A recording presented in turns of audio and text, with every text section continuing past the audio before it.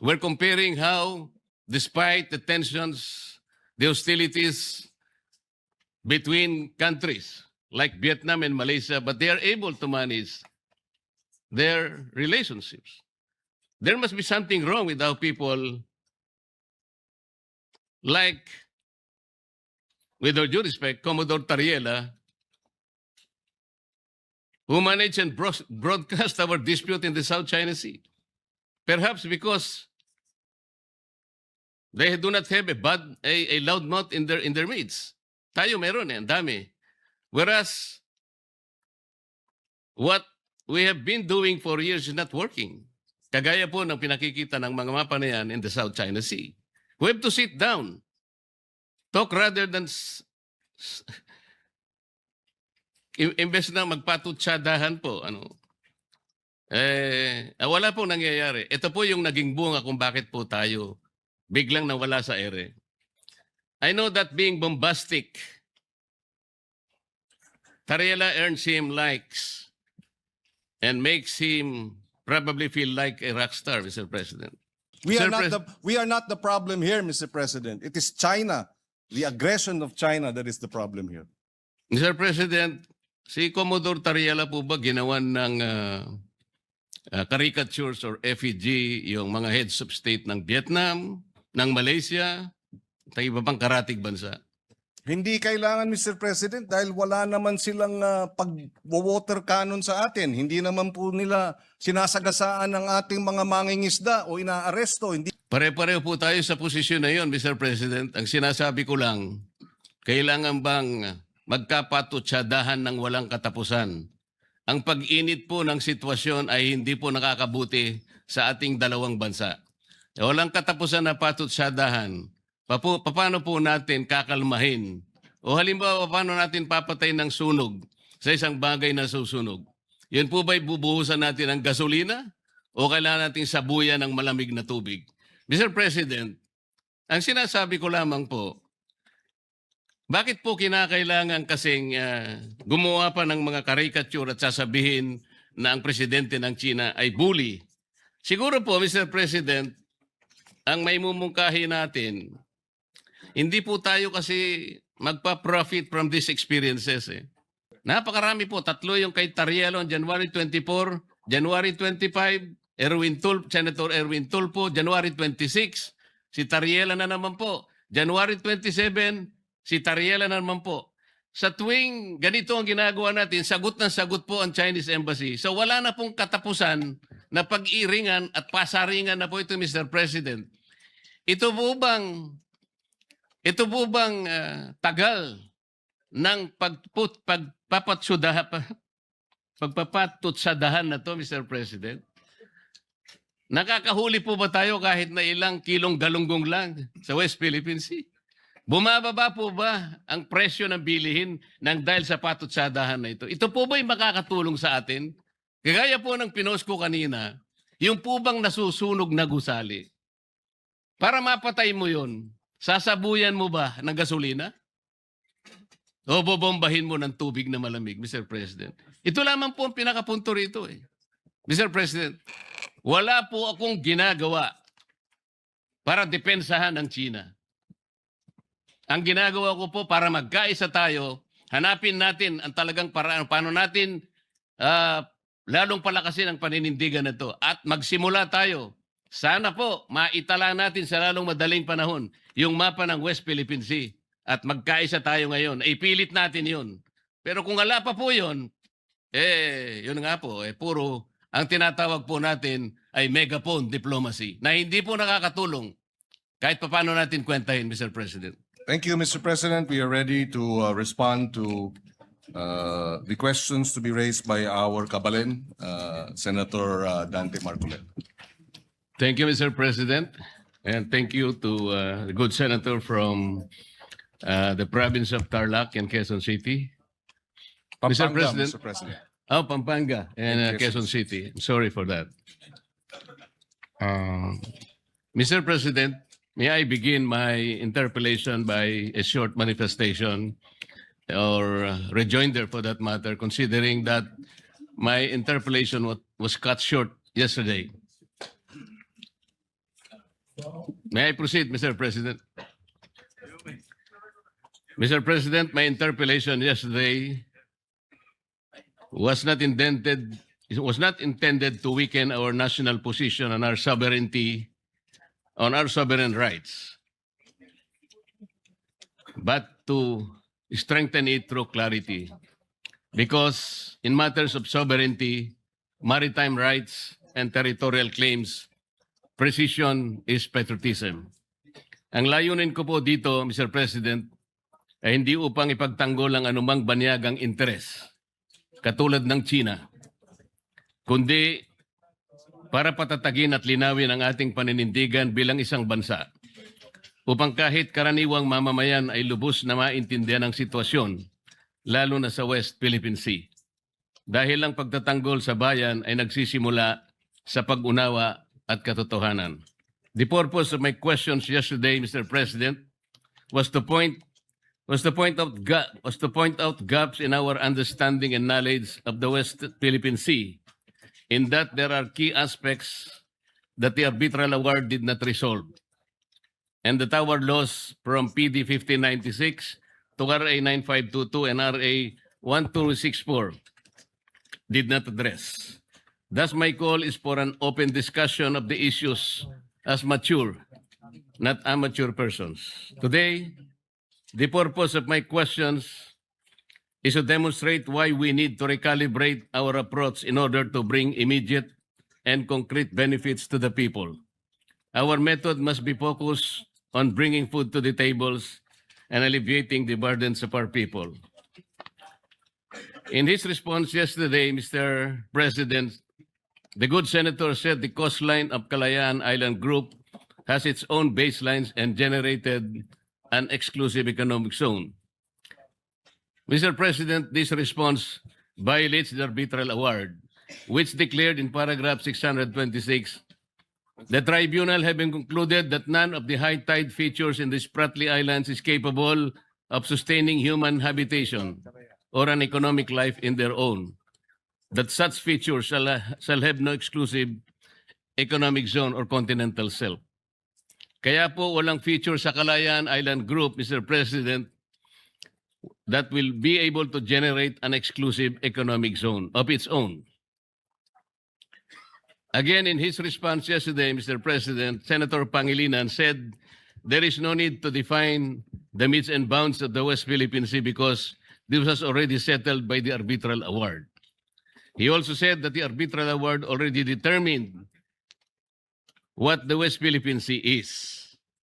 He also said that the coordinates of the West Philippine Sea can be found in Administrative Order number 29 and Republic Act number 12064. This is not right, Mr. President. The arbitral award ruled on the exclusive economic zone, not the West Philippine Sea. These are two different matters, Mr. President. There are features of the Kalayaan Island Group, such as the Pagasa Island and Parola Island, that are outside this exclusive economic zone. The distance of these features are fixed, Mr. President. The arbitral award did not move their location inside the Philippines. Ang alam ko po, ang Panginoon Diyos lang ang makakagawa noon, Mr. President. In saying also, Mr. President, that we should just implement the arbitral award without asking questions will mean that Senator Pangilinan will be content with just the EEZ. Kapag ka nagkaganon, Mr. President, we will be abandoning Pag-asa, Parola, Kota, and Lankian features, given that these are outside the exclusive economic zone. Instead of turning back on these features, Mr. President, I call that we study how to include them in the West Philippine Sea without violating UNCLOS. Also, in his response yesterday, Senator Pangilinan said the arbitral award did not rule on the validity of PD 1596. This is also incorrect. It will be read on paragraphs 573 to 576 that the Spratly Islands can constitute, it ruled on the issue of whether any claimant on the Spratly Islands can constitute it into an offshore archipelago by drawing archipelagic baselines to straight baselines around it. Sabi po ng tribunal, Mr. President, China has no right to do so.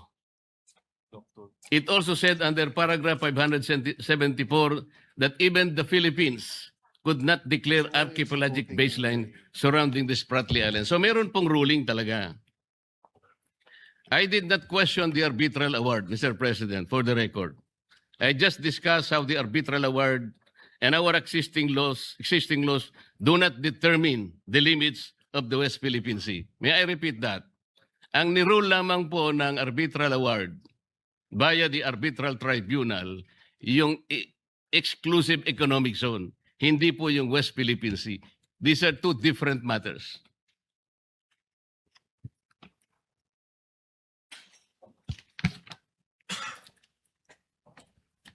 In his response yesterday, Mr. President, Senator Pangilinan quoted the figure 500,000 square kilometers from Justice Carpio's book. Yet in Justice Carpio's decision in the Supreme Court in the case of Magallona versus Ermita, Mr. President, he quoted the government figure that the total area of Philippine EEZ is not 500,000 square kilometers, but only 382,669 square kilometers. If in his book, Justice Carpio included the Philippine rice in his computation, that is also questionable. Para kasing ang nangyari, parang sinama po nila yung Philippine rice. Nobody can claim the waters above Philippine rice. Bullet points lang. Those are high seas, Mr. President. Nobody can claim Philippine rice. This is not a territory. As the Philippines cannot claim them, neither China can. What the Philippine applied and registered for is the exclusive right to exploit the Philippine rice, Mr. President. The only way for China to grab the right is to apply and register with the United Nations. China did not oppose our application in the Philippine rice. It has not applied for that right until now, Mr. President.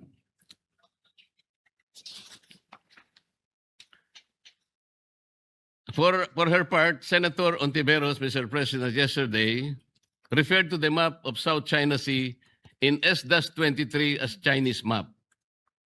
She also said that the numbers 6.1 and 6.2 are not coordinates. She then said that maps adopted by the International Hydrographic Organization are not legal but technical only. First, Mr. President, S-23 is not a Chinese publication. It is a publication of the International Hydrographic Organization, or IHO. IHO is an intergovernmental organization of which the Philippines is a part. Second, as the note written beside the map says, the numbers 6.1 and 6.2, etc., refer to the chapter or sections where the coordinates of the bodies of waters can be found in S-23. Hence, the coordinates of South China Sea are listed in chapter 6.1. On the map, Mr. President, the coordinates are the points that are connected by red lines. Finally, S-23 is not meant to be a legal title. Tama naman po yun. They are just maps. Under international law on territorial disputes, maps have no evidentiary value. However, S-23 was used by the Philippines in the South China Sea arbitration. Moreover, we need to put West Philippine Sea on an internationally recognized map.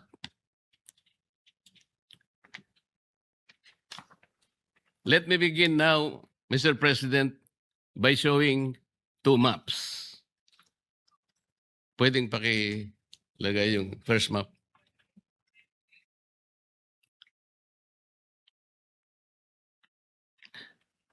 Mr. President, these maps are about oil and gas activities in the South China Sea. On both maps, you will see squares and rectangles. They represent oil and gas blocks that have either been merely offered or already licensed and operating.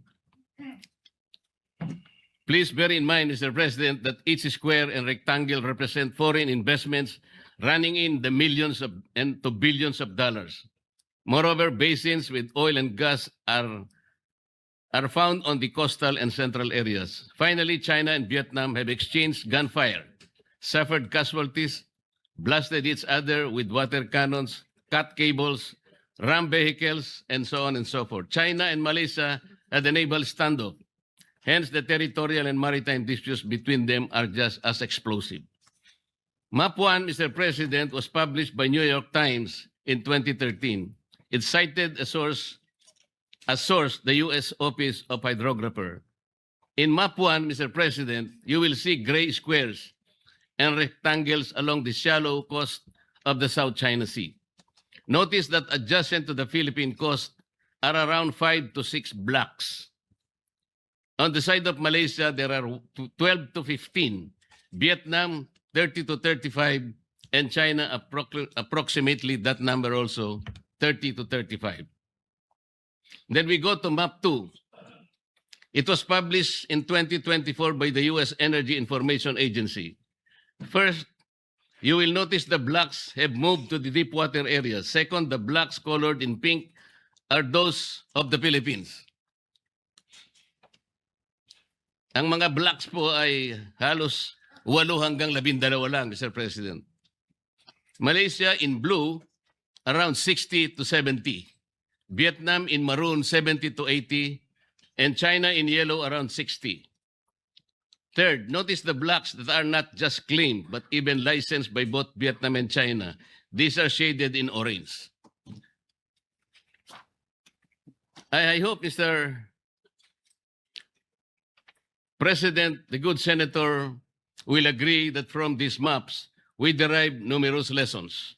First, despite the arbitral award, oil and gas activities on the Philippine side have stagnated. 6 to 8 lang. Second, it is obvious that the oil and gas activities of Malaysia, China, and Vietnam are robust, if not booming. Third, the licensing overlaps are being managed by experts at the enterprise and state levels.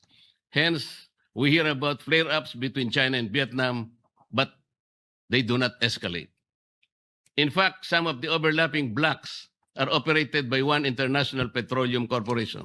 Fourth, even as their past relations are violent and the present relations are also tense because of the conflicting claims to Spratly Islands and Paracel, they engage in joint exploration and development, Mr. President. Fifth, Vietnam and Malaysia are cooperating and progressing with China. Nobody can accuse them of being pro-China.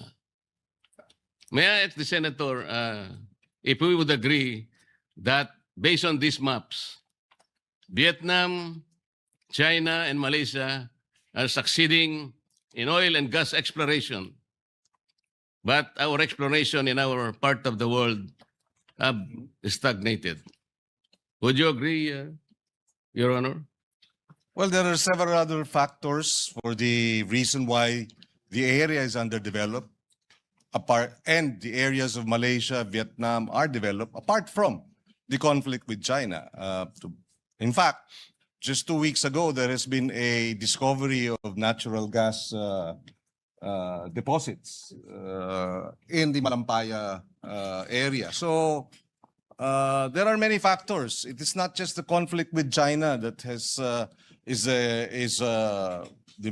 reason as to why we are unable to develop our own area in the West Philippine Sea, Mr. President. But it is very clear, notwithstanding those factors, these maps indicate that we are really behind in oil exploration and gas in the South China Sea. Well, we're behind in many other aspects, Mr. President, not just oil and gas. We're behind in agriculture, we're behind in tourism, we're behind in energy generation, etc. So I wouldn't be as simplistic as to say because of the underdevelopment of the West Philippine Sea, it's because of our conflict with China, Mr. President. Yes, Mr. President, I hope the Honorable Senator will also agree that there is something effective in the management of relations among China, Vietnam, and Malaysia, and more importantly, their methods of bringing immediate and concrete benefits to their peoples, as shown by these maps, isn't it? Well, again, I will say yes, up to a certain extent. Perhaps they are managing their relations with China better, but I will not concede that because of our lack of managing our relations with China compared to our neighbors has led to this state of underdevelopment. Mr. But considering, Mr. President, that we have been left behind, so behind, as a matter of fact, As I have said, we have been left behind in agriculture. Is that the fault of China? Our relations with China? We have been left behind in infrastructure. Is that because of our sour relations with China? Of course not, Mr. President. There are many reasons why we are lagging behind. And yes, if we are able to better manage our relations with China, we may benefit from it. And definitely, I would like to see that at some point. But at this point, Mr. President, we're fighting for our sovereign waters and our territorial sea. And I think in this case, we should rally behind the Filipino claim in the arbitral ruling, Mr. President. our agriculture is lackluster. Our tourism is not giving us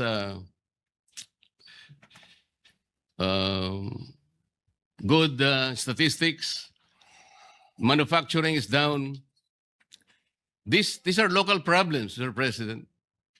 And we have only ourselves to blame why we are not doing good in these areas.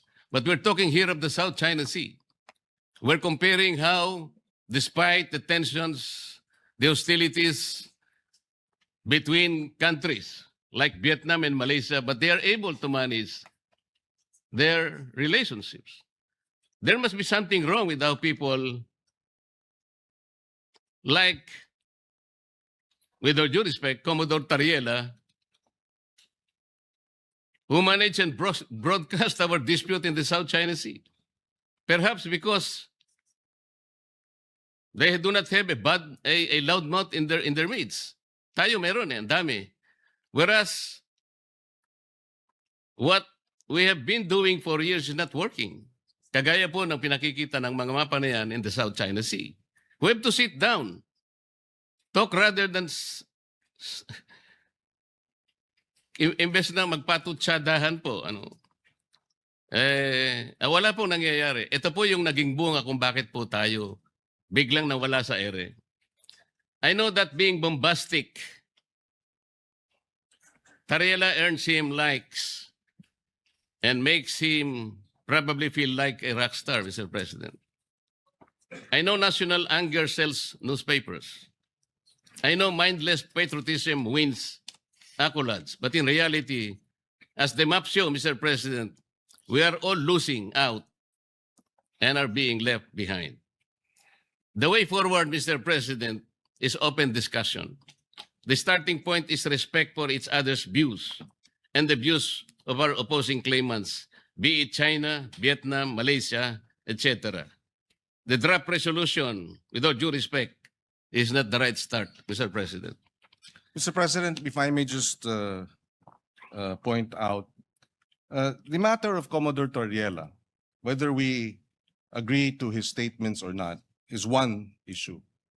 Another issue, Mr. President, is that the Department of National Defense and the Armed Forces of the Philippines have rallied behind Commodore Torriela and condemned the behavior and the actuations of China's embassy officials. If I may quote, the Department of National Defense and the Armed Forces of the Philippines strongly condemn such an affront to any of its members and reiterates that it shall not be cowed by any official of PROC, whether in their homeland or as guests here. And we shall continue to speak against their lies and malign actions when such are committed. That is our Department of National Defense. That is our Armed Forces of the Philippines, Mr. President. The very least that we should do as a Senate is rally behind our Department of National Defense and our men in uniform who risk their very lives to defend the West Philippine Sea, Mr. President. So the actuations of Commodore Tariela may find discomfort with some of our colleagues, and we will respect that. But our defense establishment and our armed forces have spoken. And I believe senators must rally behind and defend and support our defense establishment in view of the aggression and the of China in our sovereign waters and our exclusive economic zone, as well as our continental shelf, Mr. President. I will go to that point, Mr. President. But we can also draw lessons from the experiences in the Philippine Sea. In 2008, Malaysia and Indonesia had a naval standoff when Indonesia found oil and gas in Ambalat Field and Ambalat East, and Malaysia offered the same areas as Block ND6 and ND7. To de-escalate, they agreed to a moratorium in 2009. Last year, their national petroleum corporations agreed on a joint exploration and development.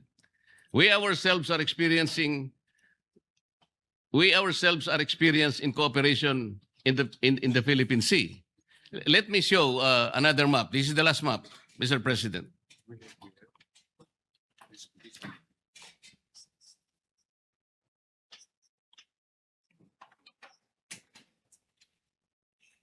Mr. President, just a fine point. Yes, we too have disputes with Vietnam, with Malaysia, and even Indonesia, Mr. President. But the difference is that they do not water cannon us, and they do not ram their ships, their coast guards, their coast guard, the Chinese coast guard, to our Philippine ships, Mr. President. It's an entirely different story in that regard, Mr. President.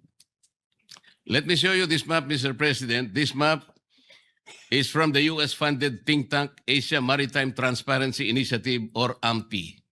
On the map are areas marked with X. On the upper right hand of the South China Sea, the mark refers to the exclusive economic zone and continental shelf overlap between the Philippines and Taiwan. We have a fisheries and law enforcement agreement there. On the lower left hand, Mr. President, the mark represents the dispute over extended continental shelf between Philippines, Malaysia, and Vietnam. We are in discussion with Vietnam now. On the bottom corner are disputes over Sabah and the territorial sea and contiguous zones it generates. In Sulu Sea and Celebes Sea, we have a tri-point with Malaysia and Indonesia, and the same in the Philippines with Indonesia, Palau, Japan, and Taiwan, emanating from Pratas Island. However, this map will demonstrate to us, Mr. President, the complex territorial and maritime disputes facing the Philippines. Malaysia is in the Sulu Sea and Celebes Sea, with Indonesia over continental shelf in the Celebes Sea, with Palau and Japan, Ryukyu Islands in the Philippine Sea, with Taiwan in the Basi Channel, with China, Malaysia, and Vietnam in the South China Sea, and with China, Taiwan in the South China Sea over the maritime zones generated by Pratas Islands. We must be doing something right in the management of this dispute, Mr. President. Yes, we are. And Yun nga po. Kaya and- po and pinipilit kong ipaliwanag na bakit dito sa mga eryang ito ay nagagawa po nating i-manage ang hindi natin pagkakaunawaan. Ang sabi po nyo kanina, because they are not water cannoning us. they are also not aggressive. They are not coercive, and therefore there will be no escalation. The aggression of China is primarily the reason why tensions in the disputed areas have risen over time. We have in fact filed 245 protests against China's incursion and illegal activities in our exclusive economic zone since 2022, Mr. President. We also exercise diplomacy. We recognize, and that's precisely why we brought the matter to the tribunal. We recognize that China is a power, economic power, and an emerging military power. And what do small nations like us have? We have the rule of law international law, and that's why we brought this matter to the International Arbitral Tribunal, Mr. President. We are not the problem here, Mr. President. It is China, the aggression of China that is the problem here. Mr. President, si Commodore Tariela po ba ginawan ng caricatures or effigy yung mga heads of state ng Vietnam, ng Malaysia, at iba pang karatig bansa? Hindi kailangan, Mr. President, dahil wala naman silang pag-water cannon sa atin. Hindi naman po nila sinasagasaan ng ating mga mangingisda o inaaresto. Hindi na naman nila, yun na nga, binabangga, wino-water cannon. Yung may aksidente pa na kung saan yung Chinese vessel ay iniwanan ang 22 mga mangingisda natin. At sino ang sumalba sa kanila? Vietnam ang sumalba sa kanila. So bakit tayo makikipagpalitan ng maanghang na salita sa mga meron tayong sabihin na nating maritime disputes na hindi naman tayo inaapi at binabalahura at binabastos, Mr. President. Mr. President, hindi lang po si Commodore Tariela, for the record, ang pati ang ating Senate President, matapos nung binanggit yung persona ng grata, nagsalita ng baluktot, Mr. President. So sana maintindihan natin, hindi lang ito usupin ni Commodore Tariela, hindi lang ito usupin ng mga senador o kaya mga kongresistang binabastos nila. Usupin ito ng Pilipinas na ipaglalaban natin ang atin at dapat magkaisa tayo, Mr. President. Pare-pareho po tayo sa posisyon na yon, Mr. President. Ang sinasabi ko lang, kailangan bang magkapatutsadahan ng walang katapusan? Ang pag-init po ng sitwasyon ay hindi po nakakabuti sa ating dalawang bansa. Walang katapusan na patutsadahan. Paano po natin kakalmahin? O halimbawa, paano natin papatay ng sunog sa isang bagay na susunog? Yun po ba'y bubuhusan natin ng gasolina? O kailangan natin sabuyan ng malamig na tubig? Mr. President, ang sinasabi ko lamang po, bakit po kinakailangan kasing gumawa pa ng mga caricature at sasabihin na ang presidente ng China ay bully? Siguro po, Mr. President, ang may mumungkahi natin, hindi po tayo kasi magpa-profit from these experiences. Ang DFA, ang BIFAR, ang DNR, sila pong nagmamanage ng ating mga disputed seas. Pero nagkakaroon po tayo ng progreso. Hindi po sila nagano ng mga caricatures o megaphone diplomacy. They did it diplomatically, diligently, and without fanfare, Mr. President, working with their counterparts in settling our differences with our nations. Ang sabi po kasi ninyo, Mr. President, Your Honor, na wala pong anumang ginawa ang ating mga maliban sa China, ang Vietnam o kaya yung ibang bansa ay walang nagawa. Nakalimutan po ba ninyo, Mr. President, in the context of our maritime disputes, we have shot and killed 2 Vietnamese fishermen in 2017 and 1 Taiwanese fisherman in 2013. Did Vietnam and Taiwan accuse us of sowing fear and interfering in our capacity to defend our claims? Gusto ko lang pong ipasariwa sa inyo yung ganon. Talaga pong nagkakaroon ng ganon eh. Ngunit sila, hindi naman tayo ginawan ng masama kahit na nakapatay tayo ng ilan sa kanilang mga tao. Ang pinag-uusapan po natin, anong patutunguhan natin kung patutsadahan walang katapusan? Mr. President, if I may, the incidents mentioned by the good senator from Tarlac are isolated incidents from Vietnam and Taiwan. These are isolated incidents. This is not in the same realm as China's 24/7 acts. 365 days a year, 24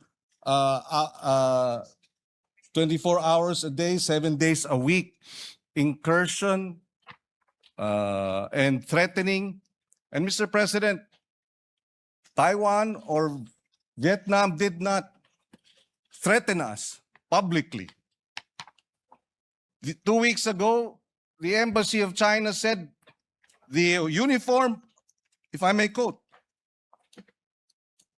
a word of advice to relevant individuals in the Philippines: immediately stop making provocations and stop confusing right and wrong, or they will pay the price for what they did. Embassy officials sa Pilipinas, tinatakot tayo. Tama ba yun? So again, Mr. President, yes, we have had these incidents with Vietnam. Oo, meron tayong naging insidente sa Taiwan, pero isolated incidents. In fact, yung sa Taiwan, iisa lamang ata sa loob ng 20 taon. Yung sa Vietnam ata, iisa rin lang siguro sa 10 taon. Hindi iba. Sa China, araw-araw tayong hinaharas, araw-araw tayong nandyan, nagtayo na nga ng kanilang airport, artificial islands, lantaran, Mr. President. So, apples and oranges ang pinag-uusapan yung insidente natin with our neighbors like Vietnam and Taiwan compared to China. Ibang-iba po. Isolated or otherwise, Mr. President, nakapatay tayo ng kanilang tauhan. Ilan po ba ang pinatay ng China sa atin? Meron po ba? Well, Mr. President, may naputulan ng hinlalaki. At yung 22 sinagasaan ng Chinese vessel at iniwanang mamatay, kung hindi sinalba ng Vietnamese fishermen, namatay na yung mga yun. So, Ilan po ba, Mr. President, ang sinalba ng China kamakailan? 17 Filipinos. 17 fishermen. at Ano po ang nagpapasalamat ginawa tayo. ni Commodore Tariela?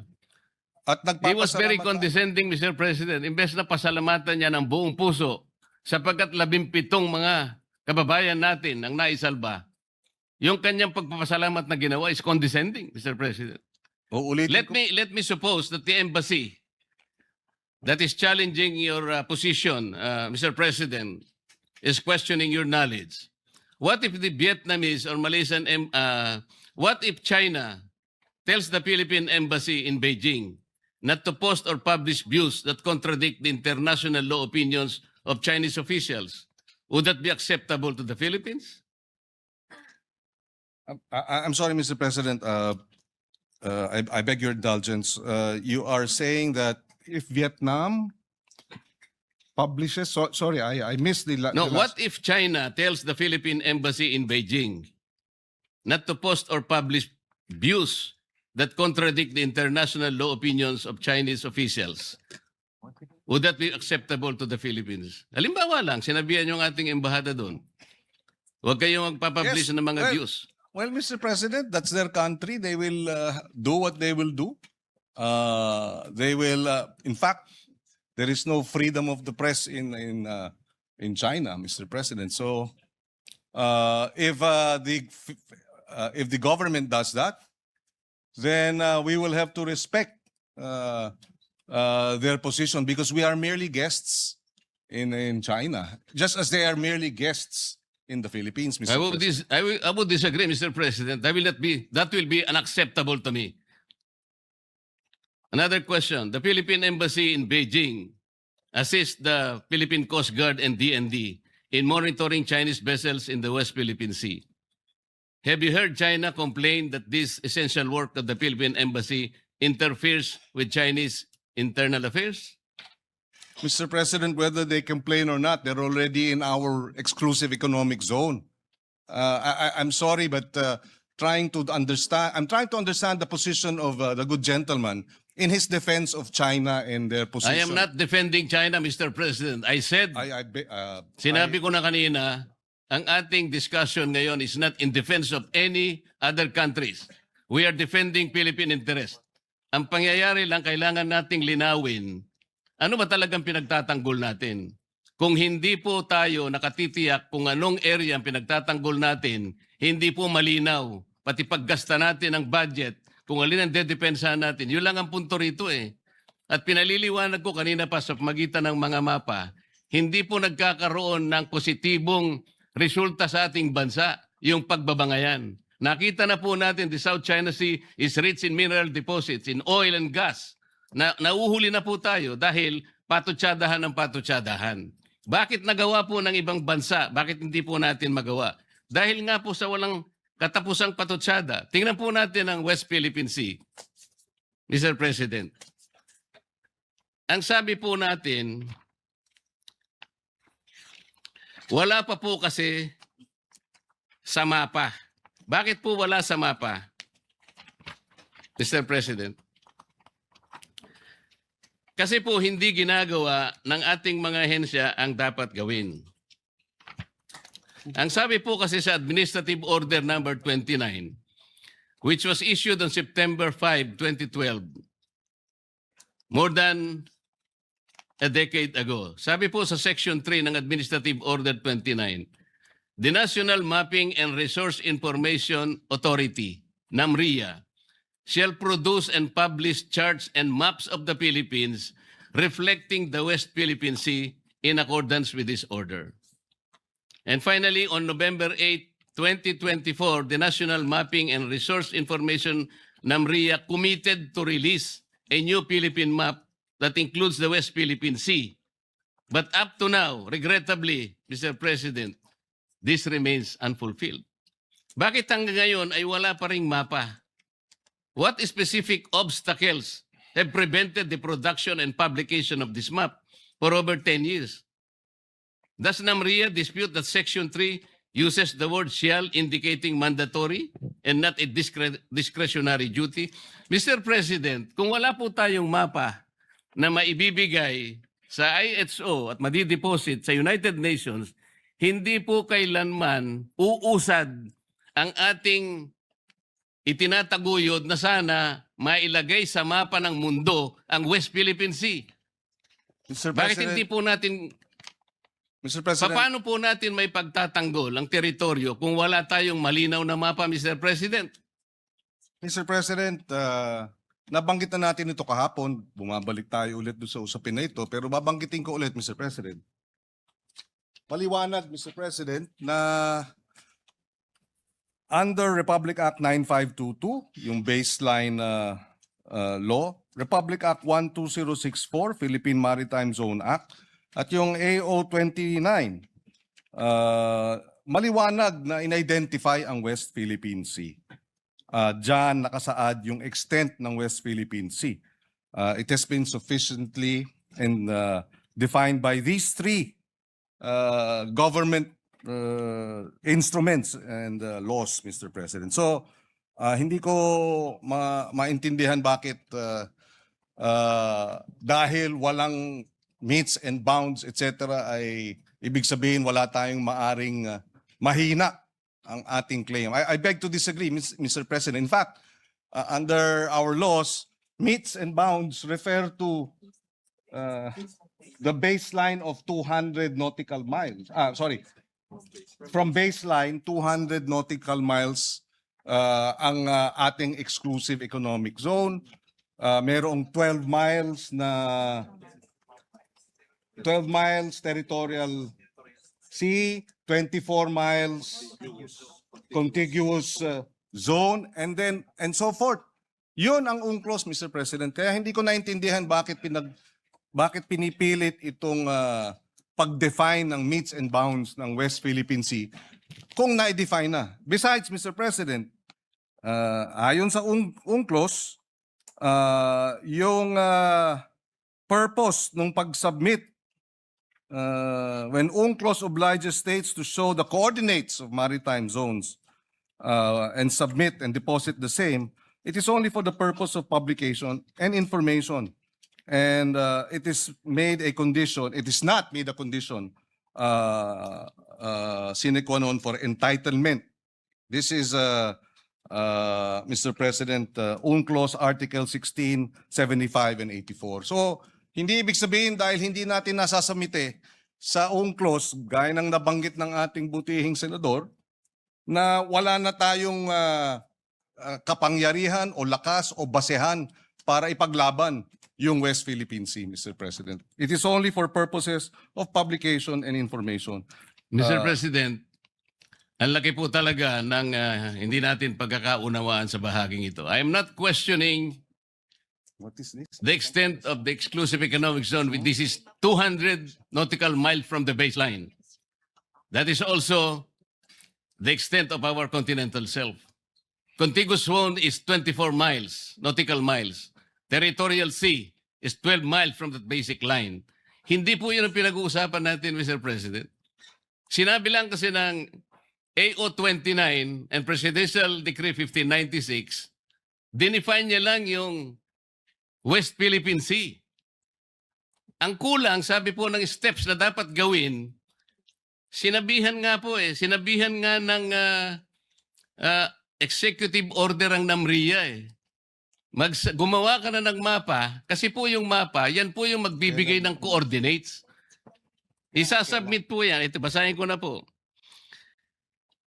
Section 4 of Administrative Order 29, Series of 2012, requires relevant government agencies such as DFA, kasama na po yung DFA, not only to deposit with the United Nations Secretary General the country's official map reflecting the West Philippine Sea, but also notify international bodies such as the International Hydrographic Organization of the same. Ayun po, Section 20, Section 4. Kung hindi po tayo magsasubmit ng mapa, saan po kukunin ang coordinates? Yun lamang po ang paraan para po yung ating pinapangarap, pinapanaginip na West Philippine Sea, mailagay naman po sa mapa. Yun po ang pinakamaganda. At pagkatapos nating mailagay sa mapa, ay lalakas po lahat ang ating paninindigan dahil nakalagay na po sa mapa eh. Kahapon po pinakita ko yung South China Sea. Hindi po ibig sabihin na yung South China Sea, sa China po yun. Hindi po. Pangalan lang yun eh. Yung 6.1, yun ang chapter po doon sa S-23 para basahin po ninyo at makita ang coordinates. Wala po tayong pinagtatalunan tungkol dito. Wala po akong, hindi ko po kailanman dinidepensa ng China. Gusto kong palakasin ang ating paninindigan dito. Bakit hindi po tayo magkaintindihan? Napakasimple lang nun. Hindi tayo Wala pong coordinates talaga. Hindi ang po mapa lang po ang magbibigay ng coordinates. Malamang marahil hindi tayo nagkakaintindihan dahil gaya ng nabanggit ko kahapon, kahit na magdebate tayo hanggang sabi ko nga, Kingdom Come, tungkol dito sa meets and bounds na ito, hindi magbabago yung arbitral ruling na sinasabing mali ang China, hindi dapat nagtatayo ng mga illegal structures ang China sa ating exclusive economic zone. So bakit tayo bumabalik dito sa debate ng meets and bounds? Para sa ano? Para pahinain natin yung naging award natin sa International Tribunal? Para questionin natin na yung award natin ay kulang? Para bigyang duda na tayo nga ba'y nanalo? Hindi naman po siguro. Panalo tayo, binigay sa atin yan at hindi tayo mananalo kung hindi maliwanag ang ating mga karapatan at ang ating exclusive economic zone kahit na hindi pa nade-determine ang meets and bounds.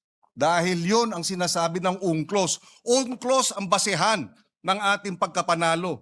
Walang pinag-uusapang meets and bounds sa usapin po nung determination ng ating exclusive economic zone, Mr. President. Sana po kung maintindihan ng ating butihing senador yun, hindi tayo magkakaroon ng ganitong hindi pagkakaunawaan. Binanggit po ninyo kahapon yung Administrative Order 29 at saka yung Republic Act 12064. Ang sabi po ninyo, doon makikita yung mga coordinates. Basahin po ninyo kung merong coordinates. Hindi po doon. natin Wala sinabing doon po makikita ang coordinates. Ang sinabi po natin ay nakadefine doon ang ating ang West Philippine Sea. Dinefine nga po, Mr. President, na pinag-uusapan, paano maitatala nga po sa mapa? Ayaw po nating itala sa mapa, Mr. President. Yun lang po ang punto eh. Binabanggit kasi natin at sa batas natin, ni-require po ang NAMRIA at ni-require din ng DFA na mag-submit ng mapa hanggang ngayon. 12 years na po nakararaan. Ba't hindi po natin maitala? Point of information, Napaka-importante Mr. po President. na magkaroon. Just for the information of the good senator, 2024 meron na pong mapa ang NAMRIA.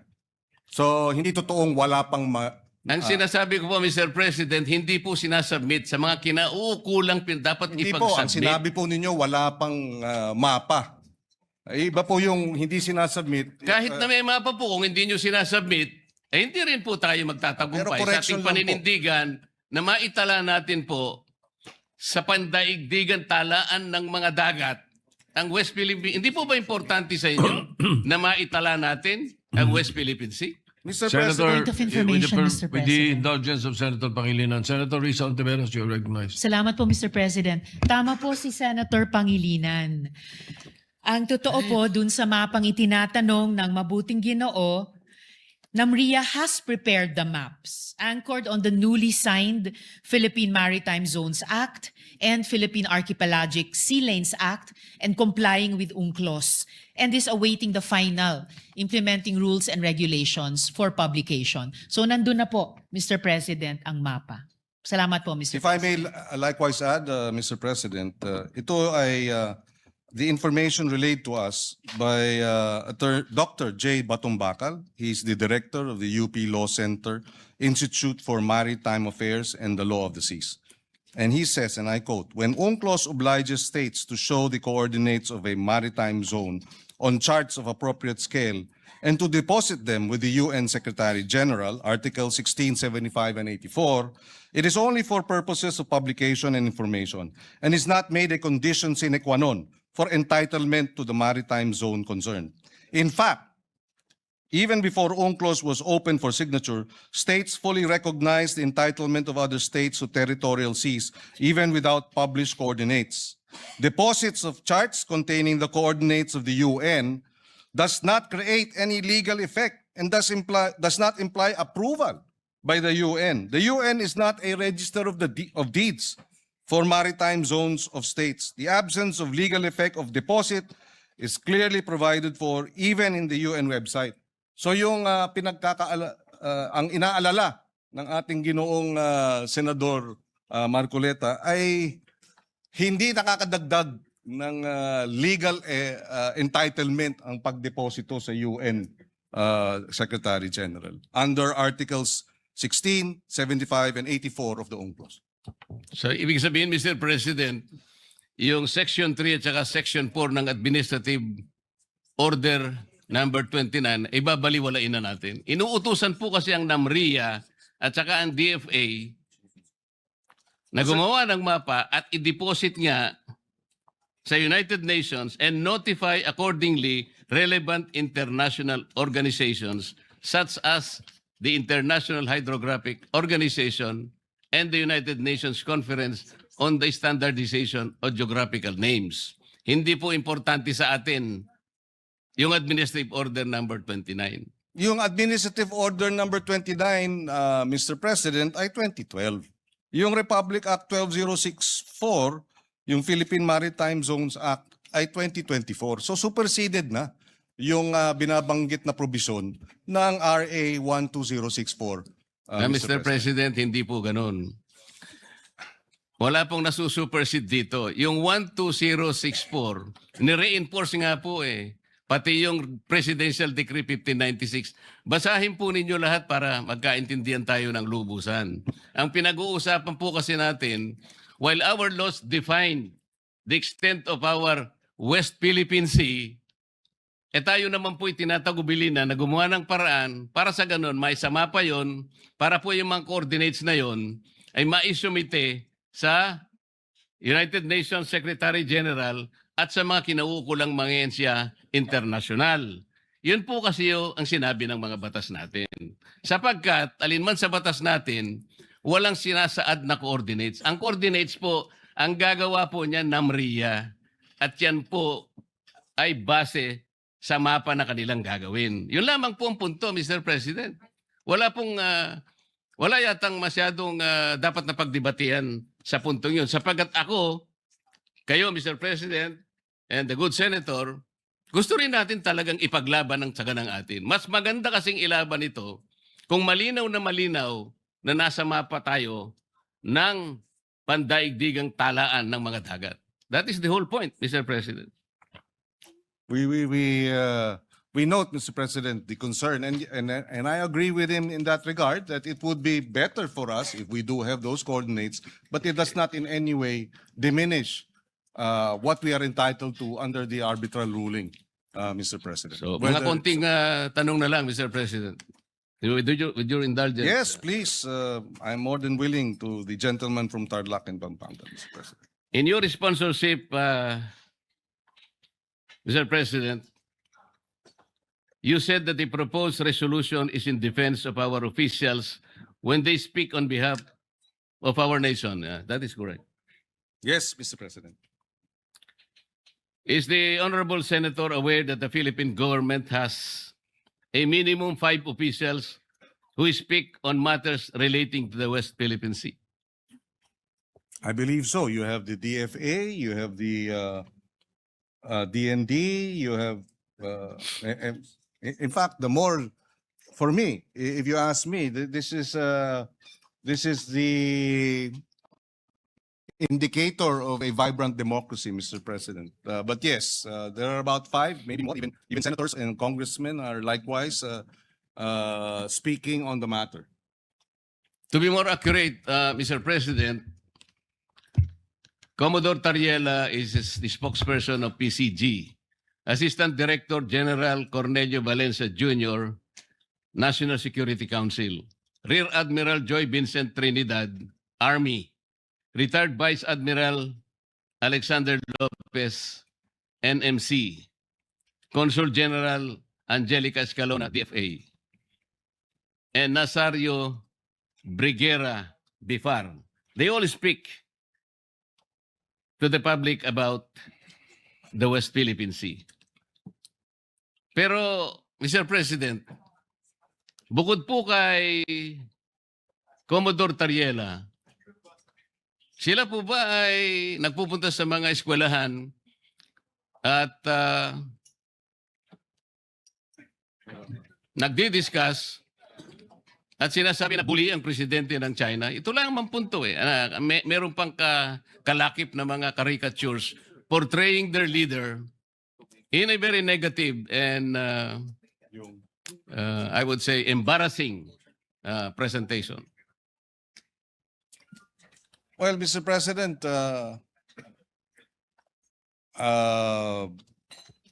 I would defer to our men in uniform. Isn't that part of the Philippines' right to expression? That too, Mr. President. Yes. First, I would.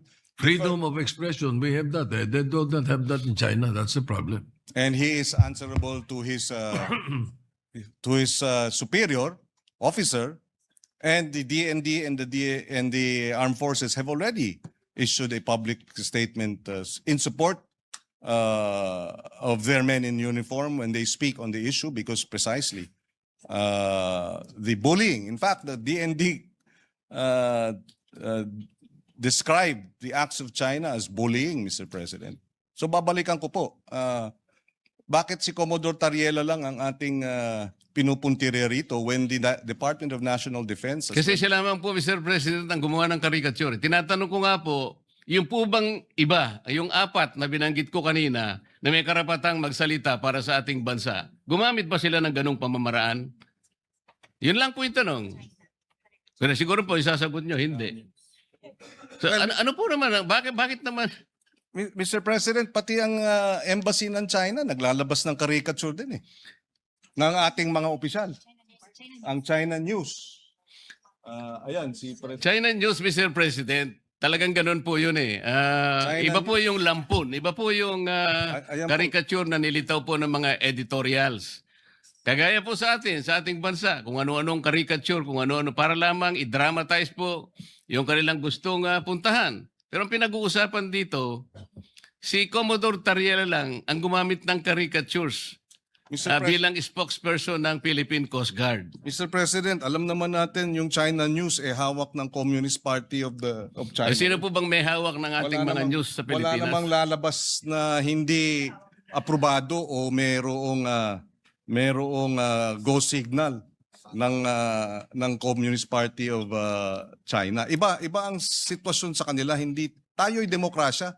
At ang punto natin, Mr. President, totoo, wala dun sa 5, pero ang ahensya mismo, ang DND na mismo at ang Armed Forces of the Philippines ang nagsabing they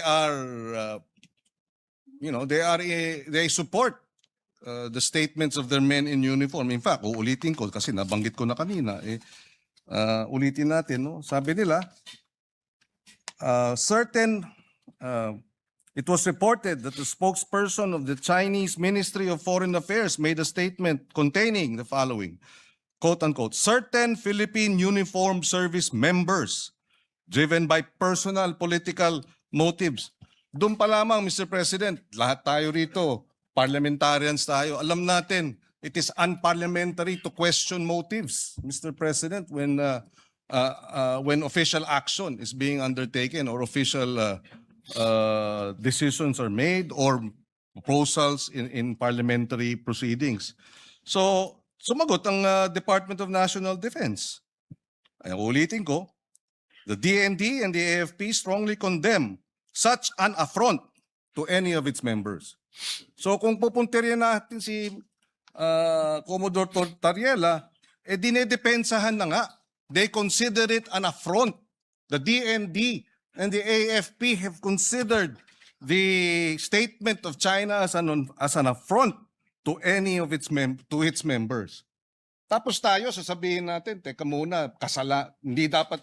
Mr. President, we should, again, I will reiterate, when the DND and the AFP speak as regards national security concerns, we should rally behind them. We should provide them the necessary support because they're the ones who face the Chinese aggression 24/7, 365 days, Mr. President. And they deserve our support rather than our castigation and our condemnation. We should Mr. condemn President. China, not our men in uniform, Mr. President. Mr. President, kung totoo man na talagang sinusuportahan ng armed forces yung... Totoo ho, statement po nila eh. kaya nga Binasa. po, payagan nyo kung Opo. i-continue ang Thank aking pagtatanong. Yung pong lahat ng cabinet members po, cabinet secretaries, they're alter ego of the president. Kung halimbawa po nagsalita na ang presidente, magsasalita po ba sila inconsistent with the statement of the president? I'm asking this question, Mr. President, because on January 29, a few days ago, 2026, the Philippine News Agency released this particular statement from the President of the Philippines. By whom? PBBM supports a firm with diplomacy approach in dealing with the rising war of words between Philippines and the Chinese officials over the West Philippine Sea. Pag pinag-uusapan po natin diplomacy, tama po ba yung ginagawa ni... Ako po, sinasabi ko lang, nagsalita na po ang Pangulo eh. Firm with diplomacy. Alam po kasi ng Pangulo natin, Mr. President, walang kapupuntahan yung patut sa dahan. Meron po akong record ng mga patut sa dahan, Mr. President, from January 1 hanggang kahapon.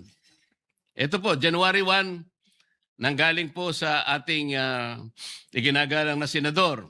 January 9, galing po ay Commodore Tariela. January 10, Tariela na naman. January 12, Philippine National Maritime Council. January 13, Representative De Lima. January 15, Commodore Tariela. January 14 and 15, Commodore Tariela. January 16, Tariela pa rin. January 16, Representative Shell Jokno of the House of Representatives. January 17, National Maritime Council. January 19, Akbayan Party List. January 20, Senator Ontiveros, posting on her FB. January 22, Tariela na naman. January 23, again, Senator Ontiveros and Strat-Based Institute. January 23 again, nasama po kayo, Senator Kiko. January 24, Tariela na naman. Napakarami po, tatlo yung kay Tariela on January 24. January 25, Senator Erwin Tulfo. January 26, si Tariela na naman po. January 27, si Tariela na naman po. Sa tuwing ganito ang ginagawa natin, sagot ng sagot po ang Chinese Embassy. So wala na pong katapusan na pag-iringan at pasaringan na po ito, Mr. President. Ito po bang tagal ng pagpapatsadahan na to, Mr. President? Nakakahuli po ba tayo kahit na ilang kilong galunggong lang sa West Philippine Sea? Bumababa po ba ang presyo ng bilihin ng dahil sa patutsadahan na ito? Ito po ba'y makakatulong sa atin? Kagaya po ng pinost ko kanina, yung po bang nasusunog na gusali? Para mapatay mo yon, sasabuyan mo ba ng gasolina? O bobombahin mo ng tubig na malamig, Mr. President? Ito lamang po ang pinakapunto rito eh. Mr. President, wala po akong ginagawa para depensahan ang China. Ang ginagawa ko po para magkaisa tayo, hanapin natin ang talagang paraan, paano natin lalong palakasin ang paninindigan na to at magsimula tayo. Sana po maitala natin sa lalong madaling panahon yung mapa ng West Philippine Sea at magkaisa tayo ngayon. Ipilit natin yun. Pero kung wala pa po yun, yun nga po, puro ang tinatawag po natin ay megaphone diplomacy na hindi po nakakatulong kahit paano natin kwentahin, Mr. President.